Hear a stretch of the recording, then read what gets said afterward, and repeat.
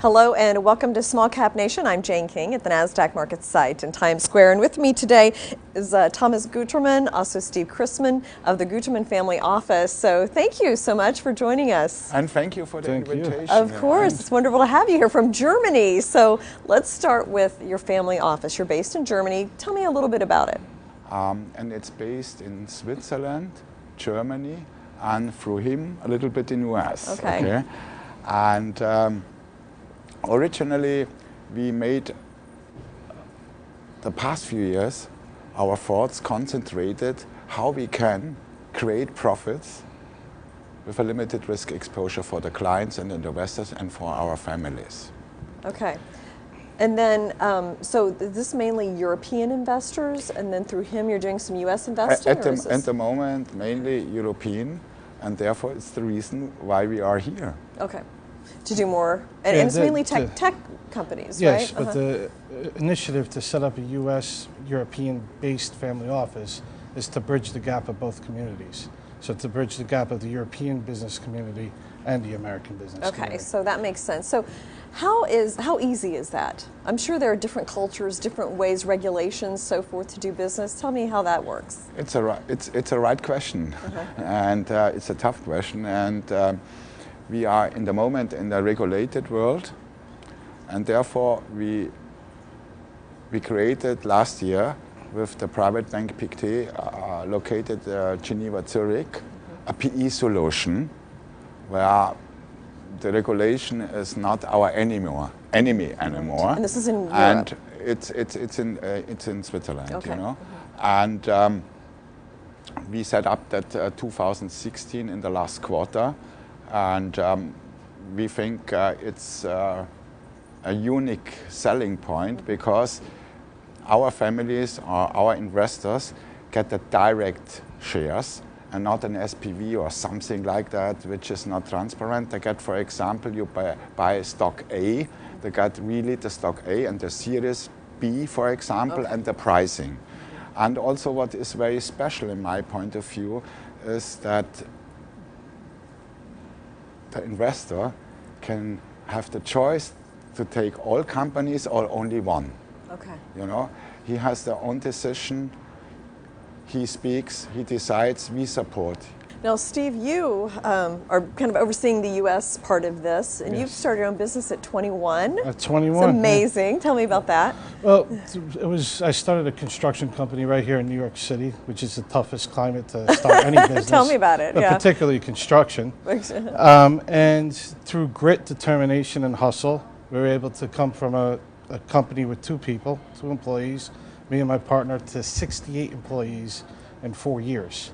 Thomas saw this and specifically recruited me to be a partner in his family office because, in his own words, he needs a fighter. He needs the determination. You do, right? He also said these unique qualities of coming from the ground up to a major success, in his own words, cannot be taught in any Ivy League university.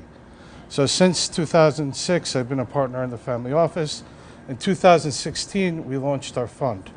And during that 10-year period is when we developed and were able to navigate the cultural differences between Europe and the United States.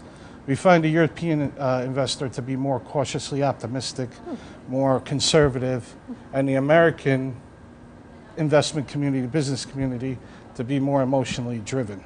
Interesting. But because we've been working together for 10 years, we now have developed a formula which exceeds the expectations of both communities. Okay. And this is the foundation of our success, along with the financial acumen and wisdom of the Gütermann family. Sure. Okay. So now, Thomas, you've made tech investments: Twitter, Spotify, Palantir. Those are some nice unicorns. So, Steve, I mean, is there a checklist when you're looking at a company? Are you like, okay, management, product, marketability? I mean, what do you look at? We look for the valuation of the company. We typically go for a company that's worth at least $5 billion, has a valuation before you make your initial investment. Before we even consider it. $5 billion. Yes. Okay, so it's a pretty big company. Yes. It's well, we only seek unicorns. Okay. We like to look at the consumer demand of the present time and the consumer demand in the future, and then we look for the iconic household name. So if it's like a iconic household name with a high valuation at the late stage pre-IPO, where we can get a favorable discount from an early employee or so forth, that's when the company gets on our radar. Okay, and then what's next after they get on your radar? Well, Talk me through the process. the Germans go through their selection process. Thomas will give me a call and say, Stephen, I want this company. Like, for example, Twitter, Spotify, Palantir. Then I go out, I'll make the connection, establish the relationship, and then we will bridge the community to Germany to bring forward the investment. Now, you talked about the Internet of Things. I mean, when you were talking about productivity, I thought of self-driving cars. We don't need to be driving a car anymore. We can do work while the car drives itself. So those are the kind of things that you're looking at. Absolutely, and also I think the internet started now for the entertainment. Okay. You know, we make now a video internet, which comes in the internet also, you know.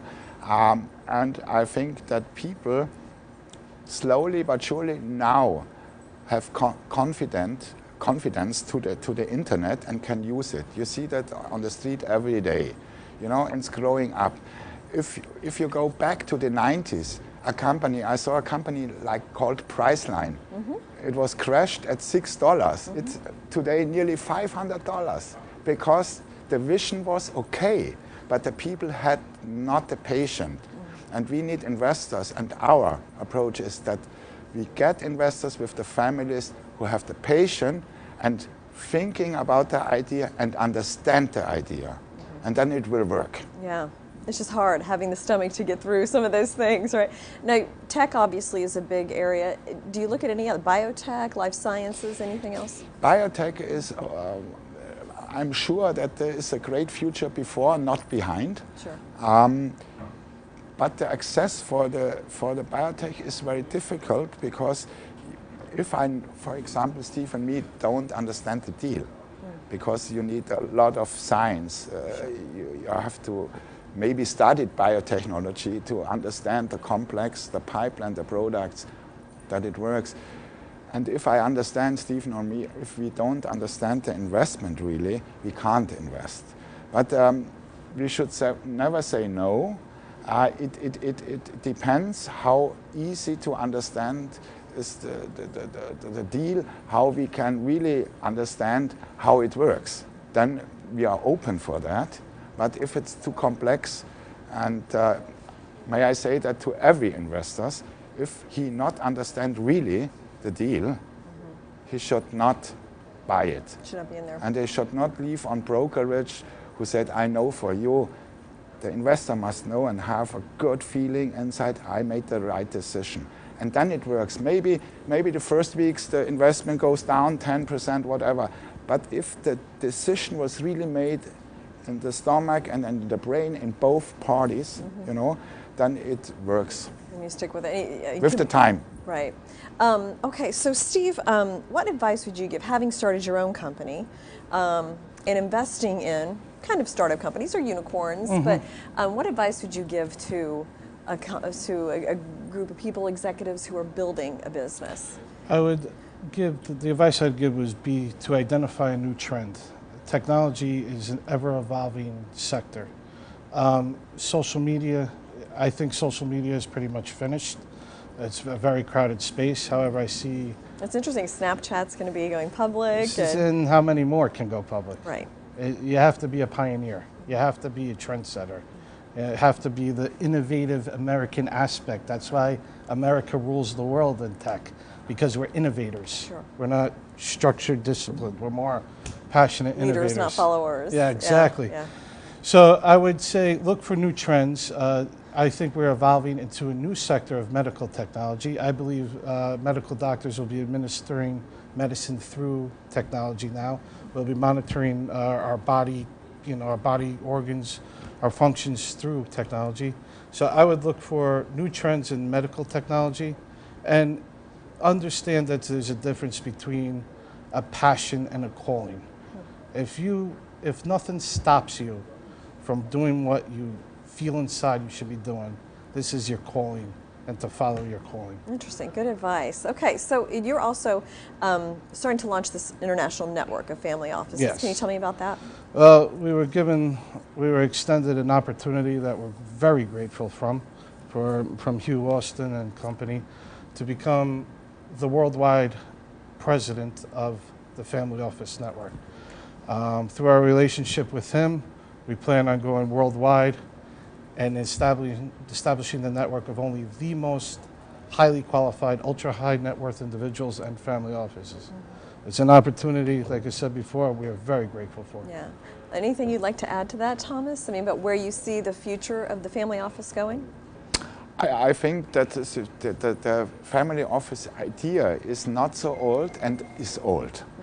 We had in Germany families like Miele, Bosch or Gütermann, they are more than 100 years old. What is new is that the active investment has changed. In the last, I would say the family office investment process has changed the last 10 years. Okay, because of the crisis in 99 or 2000 in the stock market and 2008, there was a lot of mistrust against broker and investment banking, and they built up their own structure. And so I think it's a great future because the family office has more possibility to develop the individual investment process and is not driven by investment bank or by brokerage or Somebody something maybe like has that. a different you know. agenda. But it's also a disadvantage because it costs you a lot of money to set up the situation. You need legal compliance, you need law guys, you need investment advisor, I need him, you know. It's not so easy like people imagine often. And we are a true family office, and often you see in the market there is no really family behind, you know. It's a trend in the moment. And we are not trend because our family office is since 1864. Wow. So just the whole concept, I think, family offices is becoming more organized, even though it's kind of always been there, it sounds like. Organized and flexible. Yeah. And that's the unique advantage of a European American dynamic, is you have the organized, structured European with the flexible innovation of America. Yeah. Therefore, I see us being a major force throughout this community. Great. Well, I look forward to hearing more about it as you grow and expand and have success. So thank you so much, Thomas and Stephen, for joining us from the Gütermann Family Office today. And thank you as well for joining us on Small Cap Nation. I'm Jane King at the NASDAQ Market site in Times Square. Have a great day.